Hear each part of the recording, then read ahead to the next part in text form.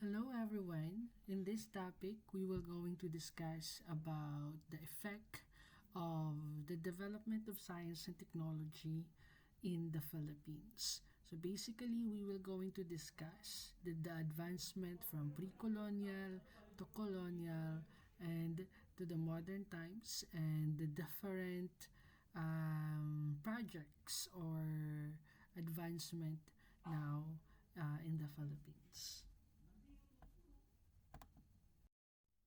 If we're going to look at the development of science and technology from the oldest time or from the pre-colonial era up to right now, we can say that we already advanced, no?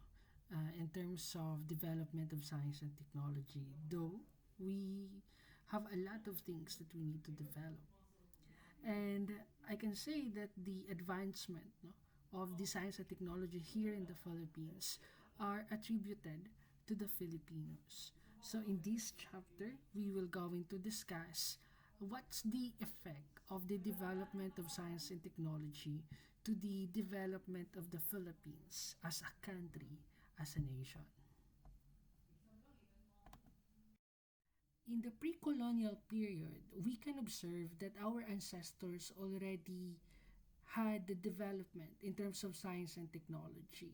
We can observe, no, that our ancestors already used science and technology in their daily activities. So when we say pre-colonial period, that is even before the Spaniards came to the Philippines.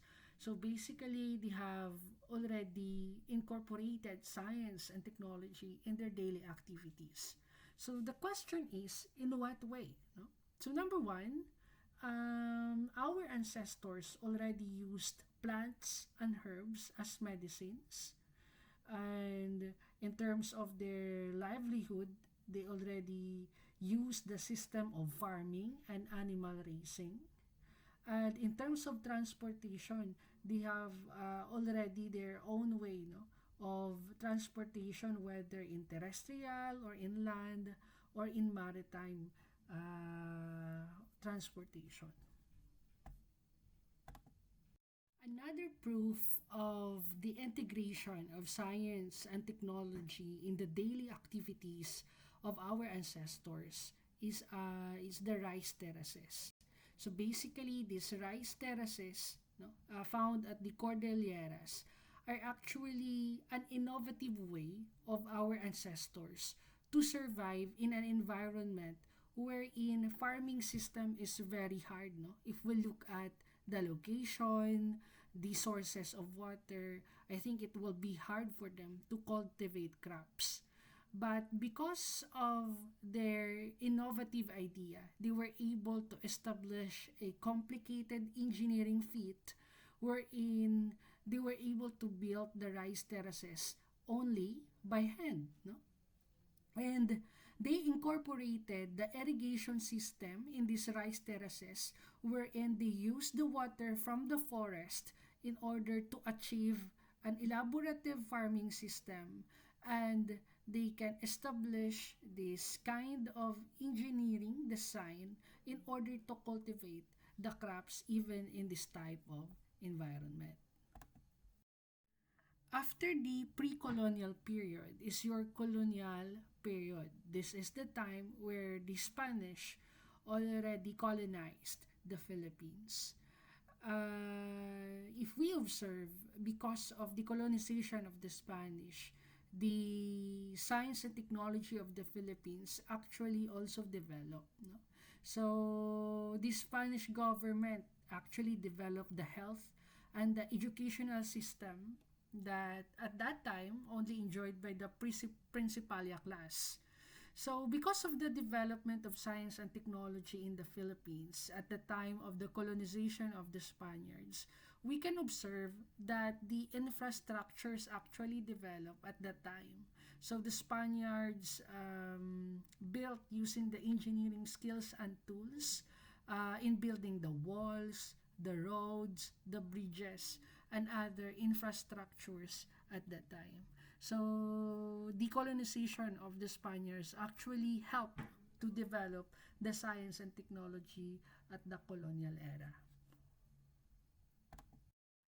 Another notable event at the colonial period is the occupation of America in the Philippines. And because of that, the ways of life of the Philippines actually modernized because of the occupation of the American people here in the Philippines. So what are the advancement or the contributions of the American occupation at that time? They are responsible for the establishment of the government agency, like for example, the Bureau of Science, which is the purpose of that is to nurture and develop the field of science and technology in the Philippines. Next will be the post-colonial period. So from the word post, it's basically after already we get our independence from the colonizers. So after that, we had different presidents, no? And in each administration, they pursued also different programs that will help to develop the science and technology. So we were going to discuss some of the programs that help to pave way, no, with the development of science and technology here in the Philippines. Okay, so this one, we cannot do away that in the administration of former President Ferdinand Marcos, we have actually advancement, no? Most of the advancement in the science and technology. One of that, under his administration, he developed PAG-ASA, which is the Philippine Atmospheric Geophysical and Astronomical Services Administration, which will be replacing the abolished Weather Bureau. So at that time, I think from the advancement that he made from the science and technology here in the Philippines, he believed that the key to the development of the nation, of the country, is to develop also our science and technology.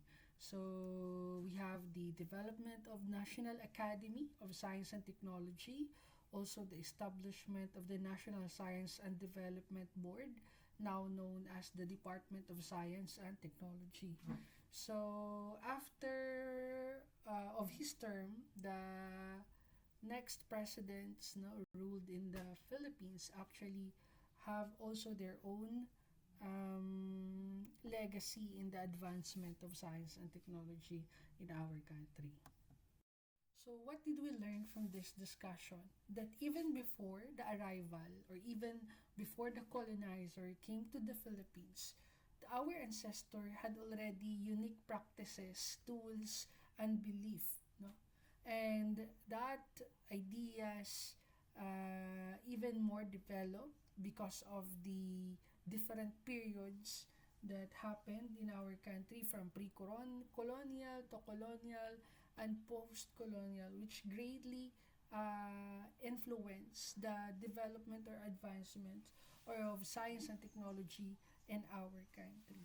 So different colonizer like Spanish, American, and even the Japanese, no, though we did not discuss it, greatly contributed to the development of science and technology here in the Philippines. And after that, with the presidents that ruled the Philippines also gave their own legacy for the goal of developing our science and technology in our country.